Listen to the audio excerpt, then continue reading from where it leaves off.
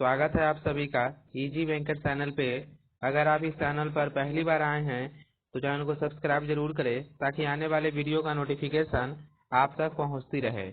इस वीडियो में हम लोग डिस्कस करेंगे जो भी student BPSC tree 3.0 computer science का प्रिपरेशन करना चाहते हैं उनके लिए वीडियो बहुत हेल्पफुल होगा, क्योंकि हम लोग का यह वीडियो का पार्ट 2 है।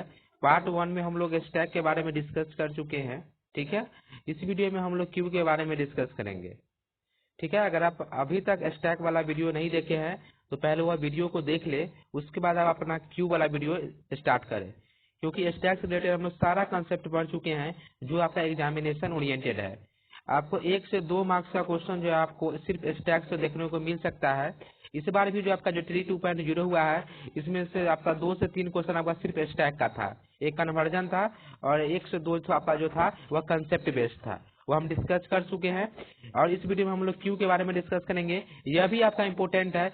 इसमें भी आपका 3 से 4 मार्क्स का क्वेश्चन पूछा जा सकता है सिर्फ आपका क्यू से रिलेटेड। तो सारा चीज हम लोग 1 बाय 1 डिस्कस करेंगे, इसीलिए वीडियो को अंत तक जरूर देखें, ठीक है। तो यहाँ पे हम लोग स्टार्ट करते हैं। क्यू क्यू होता क्या है, ठीक है। क्यू जो है आपको फॉलो करता है फर्स्ट इन फर्स्ट आउट, ठीक है। क्यू जो आपको फॉलो करता है first in first out principle को फॉलो करता है। The first item inserted is the first to be removed. जो पहले इंसर्ट होगा वही पहले रिमूव होगा, इसी का मतलब होता है क्यू, ठीक है। जो आपको इंसर्शन होता है उसको हम लोग रेयर बोलते हैं, जो अदर साइड डिलीशन होता है उसको हम फाउंड बोलते हैं, ठीक है। तो आपको इंसर्शन के बारे में पूछे तो उसको हम लोग रेयर बोलते हैं, जो आपका डिलीशन होता है उसको हम लोग क्या बोलते हैं, फाउंड बोलते हैं। और क्यू जो होता है आपका फीफो प्रिंसिपल को फॉलो करता है फर्स्ट इन फर्स्ट आउट को, ठीक है। क्यू का आपका ऑपरेशन कौन कौन सा होता है, तो क्यू में जो जो आपका ऑपरेशन होता है वो आपका पहला इन क्यू होता है, फिर आपका डी क्यू होता है, इज एम्प्टी होता है, इज फुल होता है। यह आपका क्यू का ऑपरेशन है। आपको डायरेक्ट क्वेश्चन आपको देखने को मिल सकता है कि आपको ऑप्शन में गिवन होगा कि क्यू का operation are, option A enqueue, फिर होगा डी क्यू, फिर होगा इज एम्प्टी, फिर होगा आपका मोर देन एबव, फिर आपका ई में रहेगा नॉन ऑफ द एबव। इसका करेक्ट आंसर हो जाएगा आपका डी, ठीक है। क्योंकि आपका क्यू का जो आपका ऑपरेशन होता है वो आपका इन क्यू भी होता है, डी क्यू भी होता है, इज एम्प्टी भी होता है और आपका इज फुल भी होता है, ठीक है। नेक्स्ट हम लोग डिस्कस करें double ended Q. Double ended Q क्या होता है, इसमें क्या होता है कि जो आपका इंसर्शन होता है और आपका डिलीशन होता है can be both on both side. मतलब आप इंसर्ट और डिलीट आप दोनों साइड से कर सकते हैं, इसी को हम लोग डबल इंडेड क्यू बोलते हैं, ठीक है। डबल इंडेड क्यू कहने का मतलब आप इंसर्शन और डिलीशन जो है आप जो है दोनों इंड से कर सकते हैं, ठीक है। उसके बाद आपका होता है इनपुट रिस्ट्रिक्टेड क्यू। क्या होता है, तो इनपुट रिस्ट्रिक्टेड क्यू कहने का मतलब restriction only on input not on deletion, ठीक है। रिस्ट्रिक्शन इसमें सिर्फ इनपुट पे होता है, कोई भी डिलीशन पर रिस्ट्रिक्शन नहीं होता है, इसको हम लोग इनपुट रिस्ट्रिक्टेड क्यू बोलते हैं, ठीक है। इसके बाद आपका होता है output restricted queue. Output restricted queue क्या होता है, deletion on one side and no restriction of insertion.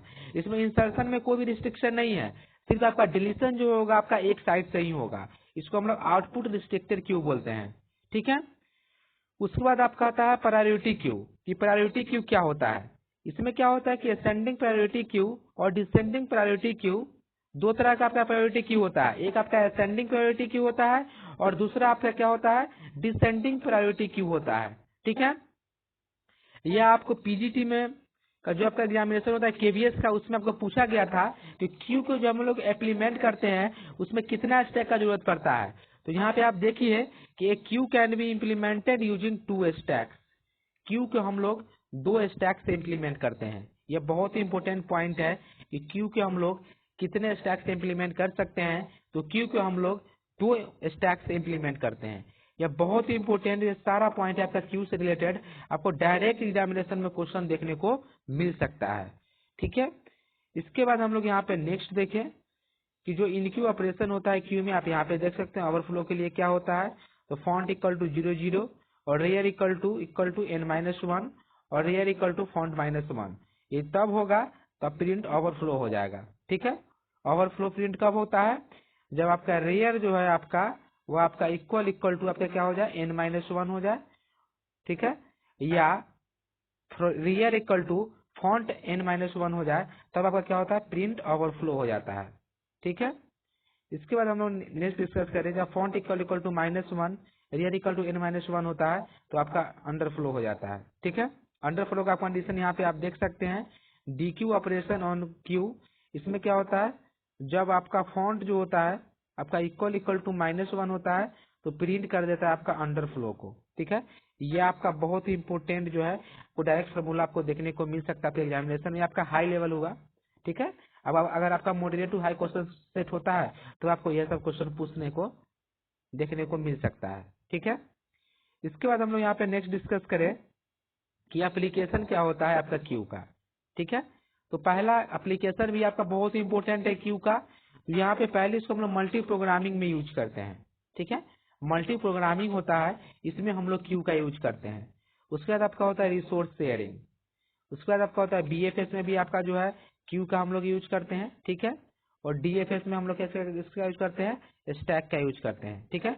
जो BFS होता है इसे हम लोग क्यू का यूज करते हैं। जो आपका CPU शेड्यूलिंग जो आपका ऑपरेटिंग सिस्टम का होता है इसमें भी हम लोग क्यू का यूज करते हैं। जो आपका रेडिक्स सॉर्ट होता है, रियल टाइम सिस्टम हुआ, इसमें भी हम लोग क्यू का यूज करते हैं। स्टोरिंग ऑपरेंड इन इवेल्युएशन और प्रीफिक्स एक्सप्रेशन, इसको भी हम लोग क्या चीज में यूज करते हैं, क्यू का ये आपका एप्लीकेशन है, ठीक है। तो क्यू का आपका एप्लीकेशन जो आपको ध्यान में रखना है कि multi programming, resource sharing, BFS, CPU scheduling, radix sort, real time system और storing operand in evaluation of prefix expression, इसी को हम लोग यूज करते हैं एप्लीकेशन ऑन क्यू में, ठीक है। इसके बाद एक इम्पोर्टेंट पॉइंट आता है आपका इससे रिलेटेड कि आपका जो DQ जो होता है वो आपका क्या होता है, ठीक है। यह भी क्वेश्चन आपको देखने को मिल सकता है कि डबल एंडेड क्यू क्या होता है। डबल एंडेड क्यू कहने का मतलब होता है यह आपका लिनियर डेटा स्ट्रक्चर होता है in which insertion and deletion can be made at both the end. इसमें आपका इंसर्शन और डिलीशन जो होता है आपका दोनों एंड पे होता है, इसी को हम लोग क्या बोलते हैं, DQ बोलते हैं। DQ कहने का मतलब कि जो आपका इंसर्शन होगा और जो आपका डिलीशन होगा यह आपका दोनों एंड पे होगा, ठीक है। और यह आपका एक प्रकार का लिनियर डेटा स्ट्रक्चर है, ठीक है। There are four possible operation: insert at the left, delete at the left, insert at the right और delete at the right। ये आपका क्या है, DQ का ऑपरेशन है। तो आपको अगर आपको DQ का ऑपरेशन पूछा जाए तो आपको याद रखना है कि insert at the left, delete at the left, insert at the right और delete at the right, ये आपका ऑपरेशन है DQ का। और DQ क्या होता है, ये आपका लिनियर डेटा स्ट्रक्चर होता है, इसमें हम लोग क्या करते हैं, इंसर्शन और डिलीशन करते हैं दोनों एंड से, ठीक है। इसके बाद हम लोग कुछ NCERT का देख लेते हैं, जो आपका NCERT का पॉइंट है इसमें क्यू से रिलेटेड। तो यहाँ पे हम लोग क्यू से रिलेटेड जो आपका NCERT का पॉइंट है यहाँ पे हम लोग डिस्कस कर ले। तो NCERT में यहाँ पे आपको गिवन है कि क्यू जो होता है एक ऑर्डर लिनियर डेटा स्ट्रक्चर होता है, अब फॉलो करता है FIFO स्ट्रेटजी को, पढ़ चुके हैं। फ्रंट और रियर जो होता है जो इसको इंडिकेट करता है beginning and end of the queue को, ठीक है। इसे हम लोग Python the use of predefined method take care of front and rear, जो फ्रंट और रियर को जो है आपको फॉलो करता है। आप यहाँ पे देख सकते हैं कि insertion in A Q happen at the rear and and deletion happen at the front, ठीक है। इंसर्शन ऑपरेशन जिन्होंने इन क्यू बोलते हैं, जो आपको डिलीशन होता है उसको हम DQ बोलते हैं। यहाँ पे भी एक पॉइंट आ गया कि जो आपको इंसर्शन होता है ऑपरेशन जो होता है आपका क्यू में, इसको हम लोग इन क्यू बोलते हैं, और जो आपका डिलीशन होता है उसको हम लोग DQ बोलते हैं। To support InQ and DQ operation, is empty, is full, peak operation are used. Okay. DQ is a version of Q which allow insertion and deletion at the both the end. ठीक है, इसका हम definition भी हम लोग देख चुके हैं DQ के रिलेटेड। DQ जो है आपको सपोर्ट करता है स्टैक एंड क्यू ऑपरेशन को। DQ can support both stack and queue operation. Okay. Other operation supported by DQ are insert front, insert rear, delete front, delete rear, get front, get rear, is empty और is full. ये other operation support करता है आपका DQ, ठीक है। इसके बाद एक और बुक है उसका हम लोग रेफरेंस देख लेते हैं, उसमें आपका क्या चीज गिवन है क्यू से रिलेटेड, ठीक है। तो यहाँ पे हम लोग डिस्कस करें, ये आपका क्यू से रिलेटेड यहाँ पे गिवन है डिफिनेशन। क्यू जो होता है आपका ऑर्डर कलेक्शन आइटम्स होता है, बीच आइटम्स में भी डिलीटेड है तो वन लाइन, ठीक है। इसको हम लोग फॉन्ट बोलते हैं। Into in which item will be inserted at the other and, जो इंसर्ट होता है उसको हम लोग रेयर बोलते हैं। ठीक है, समटाइम क्यू फॉलो करता है फीफो को। ठीक है, यहाँ पे देख सकते हैं डायग्राम के थ्रू, यहाँ पे इसका फॉन्ट हो गया, ये आपका रेयर हो गया, ये आपका क्यू है।